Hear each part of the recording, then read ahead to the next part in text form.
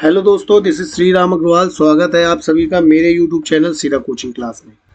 आज हम 12th class की एनसीईआरटी मैथमेटिक्स का सेकंड चैप्टर देखने वाले हैं, जिसमें हम इनवर्स ट्रिग्नोमेट्रिक फंक्शन देखेंगे। तो चलिए स्टार्ट करते हैं। तो चैप्टर नंबर है second, inverse trigonometric function. Inverse trigonometric function बिल्कुल ही ट्रिग्नोमेट्रिक फंक्शन के जैसा ही है, जैसा हमने पिछले साल 11th क्लास में इन ट्रिग्नोमेट्रिक फंक्शन पढ़ा है। वही सेम चीज इनवर्स ट्रिग्नोमेट्री में हम देखने वाले हैं।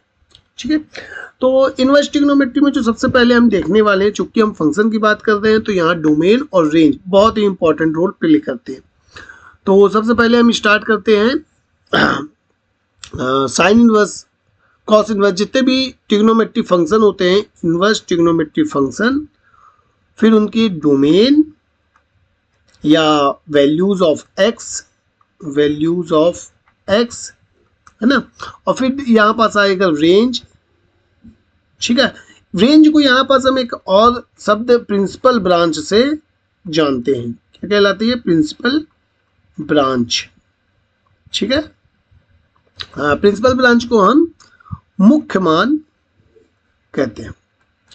ठीक है बात, मुख्य मान या परिसर को कहते हैं रेंज को। ठीक है बात। तो देखिए, सबसे पहला हमारे पास क्या होता है? Sine inverse x. ठीक है, देन उसके बाद होता है कॉस इनवर्स एक्स। पहले हम लिख लेते हैं, देन उसके बाद देखेंगे। देन टेन इनवर्स एक्स, फिर cot inverse x, then sec inverse x. Next उसके बाद होता है हमारे पास कॉसेक इनवर्स एक्स होता है। ठीक है बात, बहुत सिंपल से हैं। अब सबसे पहले अगर हम बात करें तो sine inverse, cos inverse, tan inverse, cot, sec और कॉसेक, इन सबका सबसे पहले डोमेन। डोमेन वही होगा जो नॉर्मल वाले साइन कॉस का रेंज होता है, या जो परिसर होती है, वही इसकी क्या कहलाएगी? डोमेन कहलाएगी। तो साइन इनवर्स के बारे में हम जानते हैं कि ये जो होता है -1 से 1 तक के बीच में होता है। ठीक है, यदि साइन इनवर्स एक्स का -1 से 1 तक डोमेन है, तो इसका जो मुख्य मान परिसर होगा वो होगा -π/2 से π/2। ठीक है, इसको हम मुख्य मान या मुख्य शाखा भी कहते हैं। कॉस इनवर्स के लिए सेम -1 से 1 तक होगा, लेकिन जो इसकी रेंज होगी, जो इसका प्रिंसिपल ब्रांच होगा, वो चेंज होके 0 से पाई हो जाएगा। ठीक है, similarly for tan inverse, tan inverse का जो डोमेन होता है वो होता है आर, पूरा का पूरा real number. R is a set of real number. लेकिन जो इसकी रेंज होगी, जो इसका प्रिंसिपल ब्रांच होगा, वो क्या हो जाएगा? ओपन -π/2 से π/2 तक। ठीक है, लेकिन ये ओपन रहेगा, मतलब -π/2 और π/2 इंक्लूडेड नहीं होंगे। Similarly for cot inverse, cot inverse का जो डोमेन होगा वो आर होगा, बट इसका जो रेंज होगा वो होगा 0 से पाई ओपन में। ठीक है बात, ओपन रहेगा। सेकंड वर्स की बात करें यदि, तो सेकंड वर्स में रियल नंबर पूरा का पूरा आएगा, बट यहाँ पास इंक्लूड नहीं होगा, तो वो -1 से +1 तक की वैल्यूज इंक्लूडेड नहीं होंगी, क्योंकि हम जानते हैं कि नॉर्मल जो सेक फंक्शन होता है उसका जो रेंज होता है वो r -1 to 1 होता है। मतलब -1 से 1 के बीच की कोई भी वैल्यू सेक फंक्शन कंटेन नहीं करता है। इट मीन्स इसका प्रांत हो गया r -1 से 1 तक, लेकिन इसकी जो क्या कहते हैं रेंज होगी, वो होगी closed 0 to pi, second, close 0 to pi, but 0 to pi, but यहां पास π/2 को हम एक्सक्लूड करेंगे, क्योंकि π/2 पर फंक्शन जो सेक फंक्शन है वो कोई भी वैल्यू देता नहीं है। ठीक है, similarly for cosec r -1 to 1, and इसकी भी जो रेंज हो जाएगी वो -π/2 से π/2, बट 0 को हम एक्सक्लूड कर देंगे। ठीक है, क्यों 0 को एक्सक्लूड किया? क्योंकि जो कॉसेक फंक्शन होता है उसकी 0 पर वैल्यू इनफाइनाइट या नॉट डिफाइंड आती है, इसलिए हम उसको एक्सक्लूड कर रहे हैं, इसलिए वो रेंज पर वैल्यू नहीं देगा। तो ये सबसे सिंपल जो हमारे पास एक्सरसाइज आने वाली है, एक्सरसाइज कौन सी, फर्स्ट एक्सरसाइज, ठीक है 2.1। इस एक्सरसाइज में इस चीज का बहुत ज्यादा रोल काला है। सबसे ज्यादा हमसे क्वेश्चन में पूछा जाता है कि आप मुख्य मान बताइए किसी भी इनवर्स ट्रिग्नोमेट्रिक फंक्शन का मुख्य मान या प्रिंसिपल जो वैल्यू है वो क्या होगी। ठीक है, तो आपको ये टेबल बहुत ही अच्छे से याद कर लेनी है, लर्न कर लेनी है कि sine inverse cos tan cot sec और कॉसेक की प्रिंसिपल वैल्यूज क्या क्या होती हैं, ये ऑब्जेक्टिव में भी पूछा जाता है। ठीक है बात, ये पहली बात हुई। इसके बाद हम चलते हैं थोड़ा नेक्स्ट जो हमको सबसे महत्वपूर्ण चीज है वो है आपको कुछ फॉर्मूलेज याद करना पड़ता है। फॉर्मूलेज क्या क्या है यहाँ पर जो अभी एक्सरसाइज 2.1 के लिए हमको जरूरी है, हम केवल वही फॉर्मूले देखेंगे। जब हम 2.2 देखेंगे तो उसमें नेक्स्ट कुछ फॉर्मूले और यूज करने वाले हैं। तो यहाँ पर सबसे पहला फॉर्मूला है साइन इनवर्स माइनस एक्स की value, sine inverse minus x की वैल्यू हो या फिर टेन इनवर्स माइनस एक्स की वैल्यू हो या फिर हमारे पास कॉसेक इनवर्स माइनस एक्स की वैल्यू हो, अगर हमसे इन तीनों की वैल्यू पूछा है जबकि अंदर माइनस दिया हुआ है तो हमको ध्यान रखना है कि ये बाहर निकलते समय डायरेक्ट निकल जाते हैं माइनस बाहर और अंदर रह जाता है केवल एक्स। ठीक है बात, एक बार और मैं आपको बता देता हूं कि यदि आपको देखिए कैसे ध्यान रखना है, साइन टेन और कॉसेक को एक सीरीज में याद रखना है कि यदि साइन है कॉसेक है या टेन है तो आपका अगर अंदर माइनस दिया हुआ है तो माइनस जो है वो डायरेक्टली बाहर आ जाएगा। लेकिन यहीं पास यदि हमको यहीं पास यदि हमको कॉस इनवर्स माइनस एक्स दिया है या फिर कॉट इनवर्स माइनस एक्स दिया है या फिर हमको सेक इनवर्स माइनस एक्स दिया हुआ है, तो इनका जो ये अंदर वाला माइनस है, ये अंदर वाला माइनस जब बाहर आएगा तो वो बाहर नॉर्मली बाहर नहीं आएगा, उसको बाहर आने के लिए एक पाई की जरूरत पड़ेगी। किसकी जरूरत पड़ेगी? पाई की, बाई की नहीं, पाई की जरूरत पड़ेगी। तो ये pi minus cos inverse x, then this pi minus cot inverse x and this pi minus sec inverse x. Clear बात? तो ये दो चीजें आपको ये ध्यान रखनी है कि जब कॉस वाली लाइन हो, कॉस वाली लाइन का मतलब कॉस हो, कॉट हो और सेक हो, ये तीन चीज होंगे तो बाहर माइनस तब आएगा जब पाई बाहर होगा, और अगर साइन है टेन है कॉसेक है तो इसका माइनस डायरेक्टली बाहर आ जाएगा। ठीक है, दूसरी बात, जब भी हमको प्रिंसिपल वैल्यू निकालने के लिए बोलता है, प्रिंसिपल वैल्यू निकालने के लिए बोलता है तो हमको ध्यान रखना है प्रिंसिपल वैल्यू जो भी आएगी, जो भी प्रिंसिपल वैल्यू होगी उसको रेंज के अंदर होना कंपलसरी है, रेंज के अंदर होगी। ठीक है, रेंज अगर साइन की बात कर रहा है तो साइन के रेंज के अंदर होना चाहिए, कॉट की बात कर रहा है तो कॉट के रेंज के अंदर होना चाहिए, कॉसेक की बात कर रहा है तो कॉसेक के रेंज के अंदर होना चाहिए। क्लियर बात? अगर हमको टेन इनवर्स की बात बोला है या टेन इनवर्स के किसी भी पॉइंट पर हमको उसका प्रिंसिपल वैल्यू निकालना है तो ध्यान रखना है कि टेन इनवर्स की प्रिंसिपल वैल्यू क्या होती है? ओपन माइनस पाई बाई 2 से पाई बाई 2 तक। ठीक है बात, आई होप इतना क्लियर होगा। अब अपन चलते हैं क्वेश्चंस की तरफ। ठीक है, क्वेश्चंस मैं निकाल लेता हूं। देखिए, सबसे पहला जो क्वेश्चन है वो क्वेश्चन दिया हुआ है हमारे पास, साइन इनवर्स -1/2, इसका हमको प्रिंसिपल वैल्यू फाइंड करना है। देखिए अभी जितने सारे क्वेश्चन आने वाले उनमें सब में हमको प्रिंसिपल वैल्यू फाइंड करना है, तो बार बार बोलने की जरूरत नहीं पड़ेगी। ठीक है, तो साइन इनवर्स -1/2, अब इसका हमको प्रिंसिपल वैल्यू निकालना है। सबसे पहले ध्यान दीजिए माइनस है तो माइनस को बाहर रखना पड़ेगा। माइनस को बाहर लाने के लिए अभी हमने देखिए रूल देखा है कि साइन की अगर लाइन है और माइनस अंदर है तो इसका माइनस डायरेक्टली बाहर आ जाता है।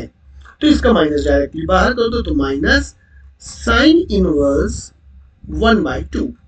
अब हमको ये देखना है कि साइन में 1/2 किस एंगल की वैल्यू होती है। तो हमको पता है साइन की आई गेस π/6 30 डिग्री पर वैल्यू 1/2 होती है। ठीक है ना। तो हमने इसको इक्वल किया माइनस साइन इनवर्स और 1/2। तो साइन π/2 की π/6 की वैल्यू 1/2 आती है, तो 1/2 की जगह हम लिख सकते हैं साइन π/6। ठीक है। अब माइनस साइन इनवर्स साइन, ये दोनों आपस में कैंसिल हो जाएंगे, आ जाएगा π/6 and this will be your answer. ठीक है बात। अब देखिए मैंने यहाँ पास एक शब्द यूज किया कि ये दोनों आपस में कैंसिल हो जाएंगे। ठीक है, ये दोनों आपस में कैंसिल हो गए, तो ये दोनों आपस में तभी कैंसिल होंगे। एक रूल क्या कहता है, रूल ये कहता है कि साइन इनवर्स साइन एक्स, ये एक्चुअल में कैंसिल नहीं हो रहे हैं। Sign inverse sine x x के बराबर होगा इफ एंड ओनली इफ, यदि और केवल यदि एक्स की जो वैल्यू है वो π/2 से -π/2 के बीच में या बराबर हो। मतलब यदि ये जो हमारा x है, ये जो एंगल है, यदि ये साइन इनवर्स की रेंज के अंदर है, तब जाके वो दोनों कैंसिल हो जाते हैं। ठीक है बात, सिंपल सा क्वेश्चन था। आई होप आपको क्लियर होगा। नेक्स्ट अपन देखते हैं question number second. Question number second क्या है, cos इनवर्स √3/2। ठीक है बात, ये भी बिल्कुल इजी क्वेश्चन है। cos इनवर्स √3/2, यहाँ पास हमको अंदर माइनस दिया नहीं है तो सिंपल से सॉल्व हो जाएगा। बस हमको ये ध्यान रखना है कि cos की किस एंगल पर वैल्यू √3/2 होती है। तो सभी जानते हैं cos π/6 पर जो वैल्यू होती है cos की वो √3π/2 होती है। तो हमने यहाँ लगा दिया cos इनवर्स, फिर अंदर लिख दिया cos √3π/2 3/2, तो cos से cos कैंसिल, √3/2।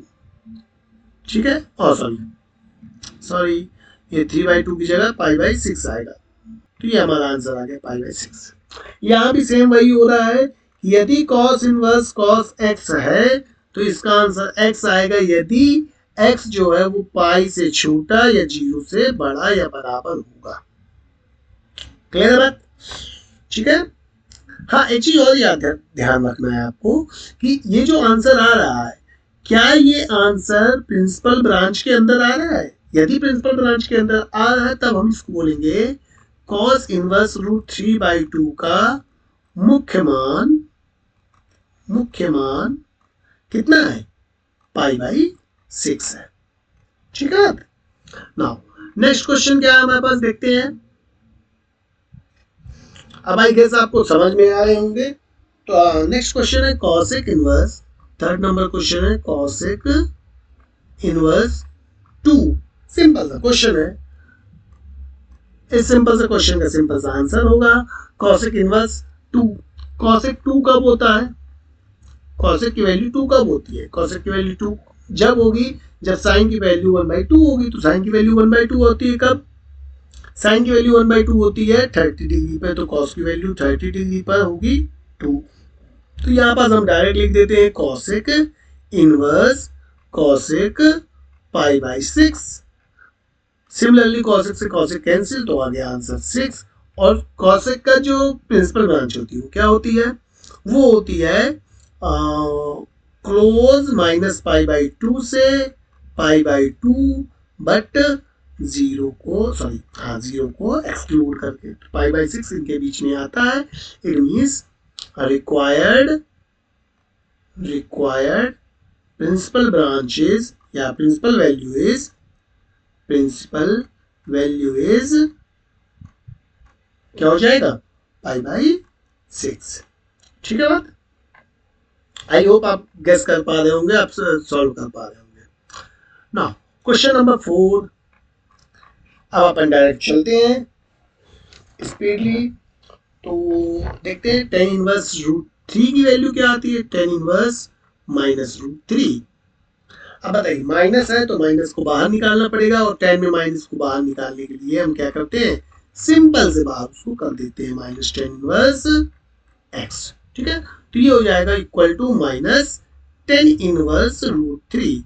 अब मुझे बताइए रूट थ्री, टेन पर रूट थ्री किसकी वैल्यू होती है? तो टेन पाई बाई थ्री, मतलब 60 डिग्री पर टेन की वैल्यू रूट थ्री होती है। तो यहाँ पास हमने डायरेक्ट लिख दिया, तो माइनस टेन इनवर्स और रूट थ्री की जगह हम लिख देंगे ten pi by three. Ten से टेन कैंसिल, तो इसका आंसर हो जाएगा minus pi by three. Okay, ठीक है बात। चलो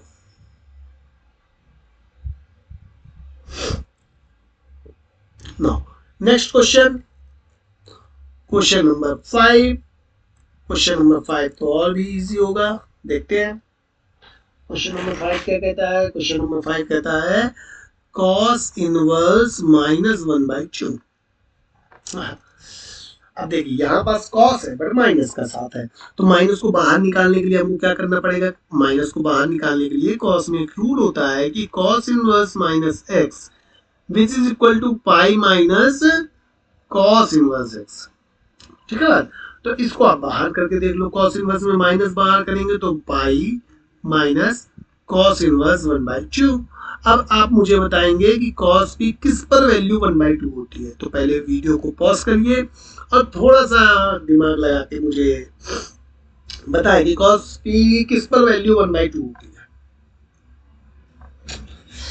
चलिए, तो कॉस की वैल्यू होती है वन बाई टू 60 डिग्री पे, पाई बाई थ्री पर कॉस की वैल्यू वन बाई टू होती है, इसलिए हम कॉस इनवर्स में वन बाई टू की जगह कॉस पाई बाई थ्री रख देंगे। ठीक है बात। तो कॉस से कॉस कैंसिल हो जाएगा, तो pi minus pi by three.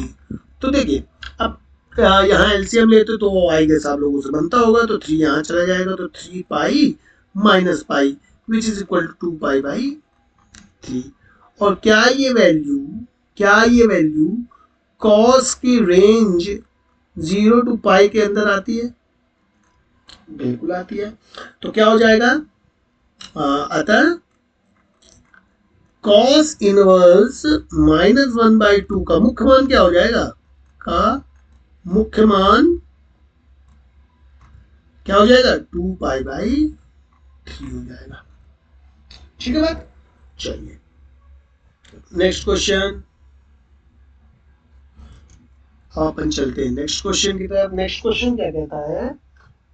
Tan inverse minus one. 6 number question है, टेन इनवर्स माइनस वन। ठीक है बात। तो टेन इनवर्स के लिए फिर से वही माइनस की बात आ गई है, तो माइनस का याद रखना है कि टेन इनवर्स में माइनस यदि एक्स होता है तो माइनस डायरेक्ट बाहर आ जाता है, इसमें हमको कोई भी कुछ भी माइनस करने की जरूरत नहीं है। तो ये हो जाएगा माइनस टेन इनवर्स वन। अब आप लोग को पता ही होगा कि टेन इनवर्स की किस एंगल पर वैल्यू वन होती है, तो वो होती है पाई बाई फोर पर वैल्यू वन। तो ये हो जाएगा ten pi by four and ten से टेन कैंसिल, तो इसका आंसर आ जाएगा माइनस पाई बाई फोर। और ये जो माइनस पाई बाई फोर होता है ये open minus pi by two से ओपन पाई बाई टू के बीच में इंक्लूड करता है। इसका मतलब ये जो होगा यही प्रिंसिपल वैल्यू हो जाएगी। ठीक है बात। ओके ना, अब बताइए नेक्स्ट क्वेश्चन क्या कहता है? नेक्स्ट क्वेश्चन है हमारे पास क्वेश्चन नंबर 7। ठीक है, क्वेश्चन नंबर 7 क्या कहता है? Sec inverse two root three upon में है। ठीक है, ये सेक की लाइन है लेकिन अंदर माइनस है नहीं, तो हम डायरेक्ट ये ध्यान रखना है हमको कि सेक की value two by root three किस पर होती है। तो सेक की value two by root three बताइए किस में होती होगी? सेक की value two by root three उसी में होगी जिसमें कॉस की value root three by two में होगी। तो बताइए कॉस की value root three by two कब होती है? एक चीज और ध्यान रखना है कि कॉस की value root three by two होती है पाई बाई सिक्स पर, है ना। 30 डिग्री पर रूट थ्री बाई टू देता है कॉस, तो इसका मतलब ये भी 30 degree means pi by six पर वैल्यू देगा। तो sec inverse 2 by root 3 it means sec inverse sec of pi by 6, तो sec से sec कैंसिल आ जाएगा pi by 6 which is included in closed interval 0 to pi minus pi by 2, है ना। It means ये क्या हो जाएगी, प्रिंसिपल वैल्यू हो जाएगी। ठीक है बात, क्लियर है? Okay, now next question number 7। Question number देखते हैं कौन सा है, 8 होगा आई गेस। ओके, तो 8 नंबर क्वेश्चन क्या कहता है? 8 number question, cot inverse root 3। ठीक है, कॉट इनवर्स रूट 3, तो कॉट इनवर्स रूट 3, फिर वही बात, सिंपल सा है, माइनस है नहीं तो इसका डायरेक्टली आंसर आने वाला है। तो कॉट इनवर्स रूट 3, कॉट में रूट 3 किसकी वैल्यू होती है? तो कॉट में रूट 3 वैल्यू होती है उसी की जिसमें साइन की सॉरी टेन की 1 बाई रूट 3 होती है। तो टेन की 1 बाई रूट 3 पाई बाई 6 पर होती होगी, पक्का? यस पक्का, तो ये पाई बाई 6 पर आ जाएगा। तो यहाँ आ जाएगा cot pi by 6 and pi by cot से कॉट कैंसिल, तो आंसर आ जाएगा पाई बाई 6। इसके तो सारे आंसर पाई बाई 6 के पर ही घूम रहे हैं, है ना। तो पाई बाई 6 है क्या, कॉट की रेंज क्या होती है? कॉट की रेंज होती है 0 to pi but open interval में। ओके बात, ठीक है। क्वेश्चन नंबर 9, अब क्वेश्चन नंबर 9 देखते हैं। क्वेश्चन नंबर 9 क्या कहता है?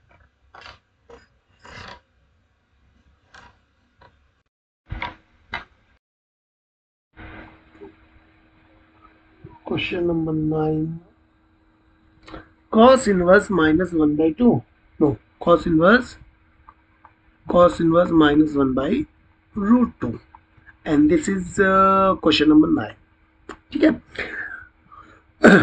देखते हैं। तो सबसे पहले cos दिया है, cos दिया है तो क्या करना पड़ेगा? cos दिया है तो cos में से अंदर जो माइनस होता है उसको बाहर निकालने के लिए हम फॉर्मूला देखेंगे। cos inverse minus x, guess क्या होता है फॉर्मूला इसका? cos इनवर्स माइनस एक्स का फॉर्मूला होता है pi minus cos inverse x. ठीक है बात, तो यहां पास हम लिखेंगे pi minus cos inverse 1 by 2। Now pi minus cos inverse, यहाँ 1 by रूट 2 है, तो cos की वैल्यू रूट 2 कब होती है? तो cos की वैल्यू पाई बाई 4 पर रूट 2 होती है, सॉरी 1 बाई रूट 2 होती है। ठीक है, तो यहाँ पास हम 1 बाई रूट 2 की जगह cos पाई बाई 4 लिख देंगे। नाउ cos से cos कैंसिल हो जाएगा तो पाई माइनस पाई बाई 4 आ जाएगा, और इसको सॉल्व करेंगे तो 3 पाई बाई 4 आ जाएगा, जो कि 0 टू पाई cos इनवर्स की रेंज के अंदर आता है। इसलिए cos inverse minus 1 by root 2 का मुख्य मान जो है वो क्या हो जाएगा? मुख्य मान 3 पाई बाई 4 हो जाएगा। ओके बात, ठीक है। Now question number 10, and I guess ये लास्ट क्वेश्चन होगा, नहीं इसमें शायद 14 क्वेश्चन है।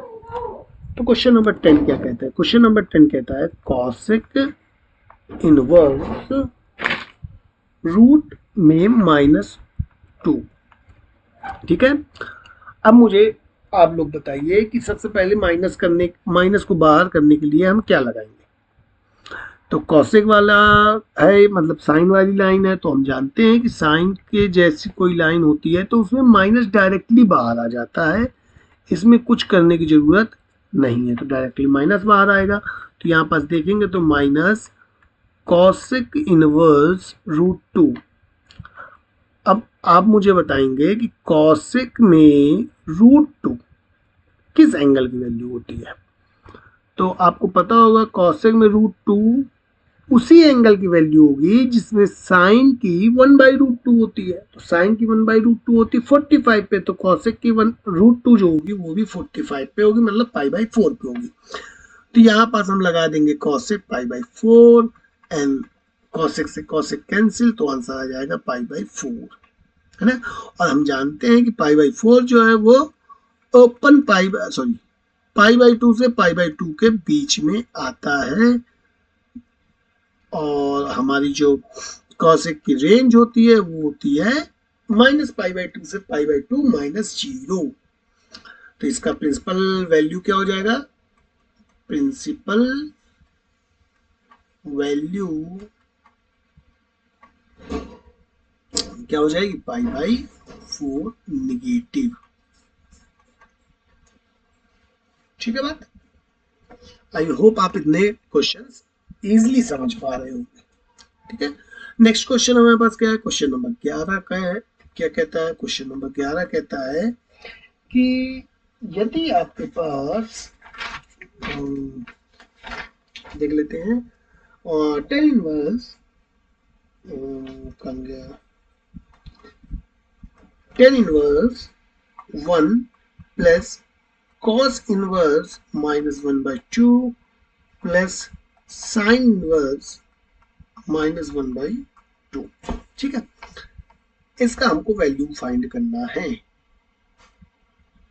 क्या वैल्यू फाइंड करना है? Tan inverse 1 plus cos inverse -1/2 plus sine inverse -1/2। ठीक है, तो इसे हम दो तरीकों से कर सकते हैं। पहला तरीका तो ये है कि हम तीनों की इंडिविजुअल प्रिंसिपल वैल्यू निकाल के तीनों को ऐड कर दें, देन हमारा आंसर आ जाएगा। या फिर हम ऐसा कर सकते हैं कि हम एक फॉर्मूला जानते हैं कि cos inverse x plus sine inverse x, मैं लिख देता हूं cos inverse x plus sine inverse x, it always be π/2। ठीक है, एक फॉर्मूला होता है sine inverse x plus cos inverse x is equal to always be π/2, और ये केवल इनके साथ नहीं होता है, tan का cot के साथ, sec का cosec के साथ, तीनों के साथ होता है। मैं तीनों लिख देता हूं।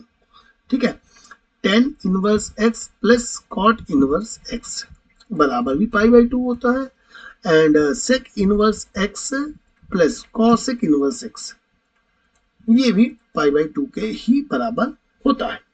ठीक है, या तो हम ऐसा कर दें, ठीक है, करके देखते हैं कौन सा इजी है। टेन इनवर्स 1 के लिए हमको देखिए सबसे पहले क्या करना है, टेन इनवर्स, और 1 वैल्यू होती है 10 π/4 पर। ठीक है, plus cos inverse -1/2 sine inverse -1/2।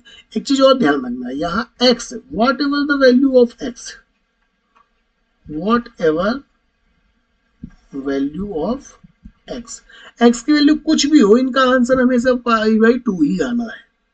ठीक है, तो यहाँ पर ध्यान देना है cos इनवर्स इन दोनों की जगह अगर मैं π/2 रख देता हूं तो यहाँ आ जाएगा π/4 प्लस π/2। तो π/4 और π/2 मिलके क्या बना देंगे, 3π/4। ठीक है बात, ये बन जाएगा। अब इसी के ये m1 था, अब इसी का m2 देखते हैं। m2 करने के लिए क्या करना है हमको, टेन इनवर्स के लिए टेन इनवर्स 1 पहले लिख लेते हैं question, cos inverse -1/2 and plus में साइन इनवर्स -1/2। तो सबसे पहले टेन इनवर्स 1/2 किस पर वैल्यू होती है साइन की, सॉरी टेन की 1 पर 10 π/4 पर। ठीक है, तो वो डाल देंगे प्लस।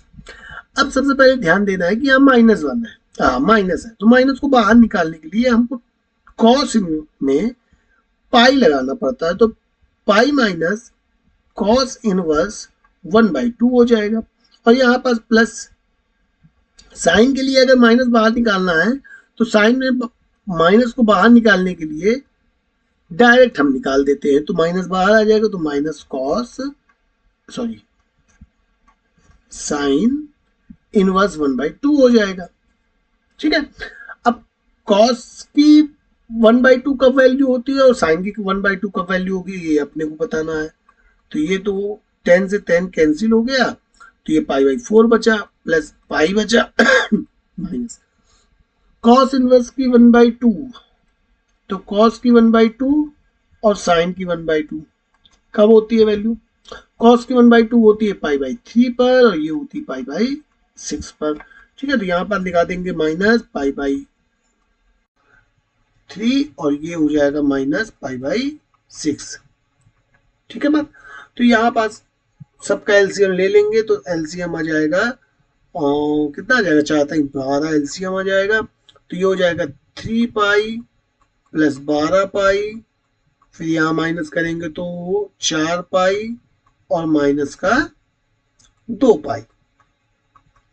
ठीक है, तो 12 में से 6 चले गए, 6 बचे, 6 3 9, तो ये आ गया 9 पाई/12 विच इज इक्वल टू 3 पाई/4। और देखो यहाँ पास हमने मेथड 1 लगाई थी तब भी वही आंसर आ रहा था, यहाँ मेथड 2 लगाई तब भी वही आंसर आने वाला है। ठीक है बात। तो ये था क्वेश्चन नंबर 11। ये जब हमारे को ऑब्जेक्टिव अगर दिया है, ऑब्जेक्टिव क्वेश्चन आ रहा है या 2 नंबर का क्वेश्चन आ रहा है तो हम इस मेथड का यूज कर सकते हैं। लेकिन यदि हमारे पास थोड़ा लेंदी आ रहा है, 3 नंबर का क्वेश्चन आ रहा है, तो इसमें हम ये वाली मेथड यूज करेंगे। लेकिन ज्यादातर ऐसे क्वेश्चन आते नहीं है क्योंकि बहुत ईजी होते हैं। ओके, ठीक। Next question number 12। Question number 12 क्या कहता है, देखते हैं क्वेश्चन नंबर 12। ये भी एक बहुत ही सिंपल क्वेश्चन है। cos inverse 1/2 cos inverse 1/2 plus 2 sine inverse 1/2। ठीक है, तो यहाँ पर सब ध्यान देते हैं। तो cos की वैल्यू क्या होती है, 1/2 कब होता है, अभी हमने ऊपर देखा है। cos पाई/3 पर 1/2 होता है और साइन पाई/6 पर 1/2 होता है। तो हमने यहाँ डायरेक्ट वैल्यू रख देते हैं। तो cos इनवर्स 1/2 की जगह हम रख देंगे cos इनवर्स cos पाई/3 प्लस 2 साइन इनवर्स साइन पाई/6। ठीक है, तो cos से cos कैंसिल, पाई/3 आ जाएगा, प्लस साइन से साइन कैंसिल तो 2 इंटू पाई/6 आ जाएगा। तो ये हो जाएगा, ये भी पाई/3 है, ये कट जाएगा 3 से, तो ये भी पाई/3, तो आंसर आ जाएगा 2 पाई/3। ठीक है, तो ये आंसर आ गया 2 पाई/3। क्लियर है बात? आई होप आप लोगों को ये चीज समझ में आई होगी। ठीक है, अब जो नेक्स्ट इसका ऑब्जेक्टिव क्वेश्चन है वो तो क्वेश्चन क्या कहता है कि यदि साइन इनवर्स x बराबर y है तो y की हमको रेंज बताना है कि y कहां से कहां बिलोंग करता होगा। देख, आप जानते हो साइन इनवर्स है और मैंने चैप्टर की शुरुआत में ही बता दिया है कि साइन इनवर्स जो है उसका जो रेंज होता है, रेंज मतलब उसकी वैल्यू कहां से कहां तक होगी, रेंज मतलब प्रिंसिपल ब्रांच। ठीक है, तो वो ये पूछ रहा है कि यदि वो ये पूछ रहा है कि साइन इनवर्स बराबर y है तो पहला ऑप्शन क्या कहता है कि जो y होगा वो 0 से पाई तक वेरी करेगा। दूसरा -पाई/2 से पाई/2 तक होगा, बट दोनों इंक्लूड होंगे। ठीक है, और तीसरा जो ऑप्शन है वो ऑप्शन क्या कहता है, 0 से पाई तक होगा, बट ना तो 0 इंक्लूड होगा ना तो पाई इंक्लूड होगा। और चौथा वाला क्वेश्चन ऑप्शन क्या कहता है कि -पाई/2 से पाई/2 तक तो होगा, बट ना तो पाई/2 इंक्लूड होगा ना ही पाई इंक्लूड होगा, सॉरी -पाई/2 इंक्लूड होगा। तो अब बताओ इनमें से ऑप्शन क्या होगा। तो इसका सही जो ऑप्शन है वो होगा option number second, option B, है ना। -पाई/2 से पाई/2 क्लोज ब्रैकेट में, मतलब दोनों इंक्लूडेड है। ठीक है, ओके। अब इसी का एक नेक्स्ट क्वेश्चन जो है वो क्या कहता है, क्वेश्चन नंबर ये 13 था, क्वेश्चन नंबर 14। तो क्वेश्चन नंबर 14 जो है वो कहता है, हाँ इसको हम सॉल्व करते हैं। टेन इनवर्स √3 माइनस में सेक इनवर्स -2 की वैल्यूज क्या क्या होंगी इज इक्वल टू। ठीक है, ऑप्शन क्या दिए हुए हैं, पहला ऑप्शन है पाई, दूसरा ऑप्शन है -पाई/3, तीसरा ऑप्शन है पाई बाई 3 एंड चौथा ऑप्शन है जो वो है 2 पाई बाई 3। ठीक है, तो चलिए इसको सॉल्व करते हैं। तो सिंपल क्वेश्चन जैसे बता रहा हूं मैं कि वैसे सिंपल क्वेश्चन ही है। देखते हैं 10 इनवर्स 3, तो 10 इनवर्स 3 रूट 3 और सेक इनवर्स -2। देखो सबसे पहले रूट 3, 10 में रूट 3 किसकी वैल्यू होती है, तो 10 में रूट 3 जो वैल्यू होती है वो होती है किसकी, पाई बाई 3 की। ठीक है, तो यहाँ पास आ जाएगा पाई बाई 3 माइनस। अब ध्यान रखो सेक इनवर्स है लेकिन अंदर माइनस है, माइनस जब बाहर आएगा तो पाई के साथ बाहर आएगा, तो पाई माइनस सेक इनवर्स 2। क्यों ऐसा, क्योंकि हम जानते हैं भाई सेक इनवर्स माइनस एक्स जो होता है वो pi minus sec inverse x के बराबर होता है। ठीक है बात, तो उस हिसाब से ये 2 अंदर आ जाएगा, अंदर रह जाएगा, माइनस बाहर आ जाएगा। और सेक की वैल्यू 2 कब होती है, तो सेक की वैल्यू 2 कब होती है ये आप लोग मुझे कमेंट में बताएंगे। तो सेक की वैल्यू 2 कब होगी, जब कॉस की वैल्यू 1/2 होगी, और कॉस की वैल्यू 1/2 कब होती है, पाई बाई 3 पर, पाई बाई 3 मतलब 60 डिग्री पर। तो ये हो जाएगा पाई बाई 3 माइनस, ये अंदर मल्टीप्लाई कर देता हूँ तो ये माइनस, और ये माइनस माइनस मिलकर प्लस बन जाएंगे, तो ये पाई बाई 3, क्योंकि सेक इनवर्स 2 की वैल्यू पाई बाई 3। अब देखिए पाई बाई थ्री दोनों जुड़ जाएंगे तो 2 पाई बाई 3 हो जाएंगे, और 2 पाई बाई 3 माइनस पाई, तो ये आ जाएगा माइनस पाई बाई 3, एंड इसका जो आंसर हो रहा होगा वो माइनस पाई बाई 3 आएगा। ठीक है बात, तो इसका आंसर माइनस पाई बाई 3 मेरा ऑप्शन नंबर 2, ऑप्शन 2 हमारा आंसर हो गया। क्लियर बात, तो आई होप आपको एक्सरसाइज 2.1 जो कि इनवर्स ट्रिग्नोमेट्रिक फंक्शन की एक्सरसाइज थी, और ये आपको बहुत ही बेहतरीन तरीके से समझ में आई होगी। मैं आशा करता हूं कि आपको इसमें कोई भी डाउट बचा नहीं होगा, फिर भी अगर कोई डाउट बचता है तो आप मुझसे पूछ सकते हैं।